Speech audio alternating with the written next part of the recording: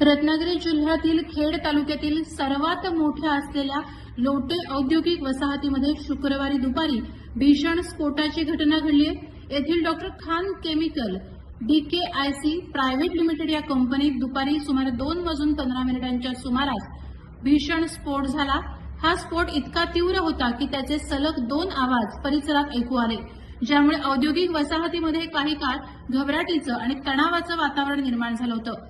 या भीषण दुर्घटनेत कंपनीतील एकूण 9 कामगार जखमी झाले असून त्यातील 5 ते 6 कामगारांची प्रकृती गंभीर असल्याची प्राथमिक माहिती समोर येते। स्फोटाची माहिती मिळताच कंपनी व्यवस्थापन आणि स्थानिक नागरिकांनी मदतीसाठी धाव घेतली। जखमी कामगारांना तातडीनं कंपनीच्या खासगी वाहनांद्वारे उपचारासाठी विविध रुग्णालयांमध्ये हलवण्यात आलं।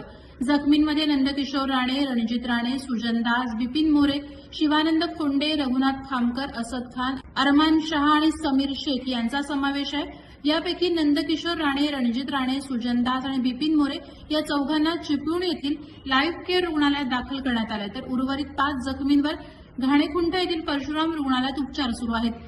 जखमींपैकी काही कामगार गंभीररित्या भाजले असून त्यांची प्रकृती चिंताजनक असल्याचं सांगण्यात येत आहे। घटनेची माहिती मिळताच खेड पोलीस ठाण्याचे पोलीस निरीक्षक, अग्निशामक दलाचे जवान आणि लेव्हलचे मंडल अधिकारी एडगे यांनी तातडीनं घटनास्थळी भेट देऊन परिस्थितीचा आढावा घेतला।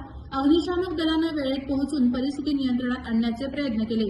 या घटनेबाबत कंपनी व्यवस्थापनानं औद्योगिक सुरक्षा विभाग आणि महाराष्ट्र प्रदूषण नियंत्रण महामंडळाच्या अधिकाऱ्यांना रीतसर माहिती दिली। स्फोटाचं नेमकं तांत्रिक कारण अद्याप स्पष्ट झालं नसून प्रशासनाकडून या प्रकरणाचा सखोल तपास सुरू आहे।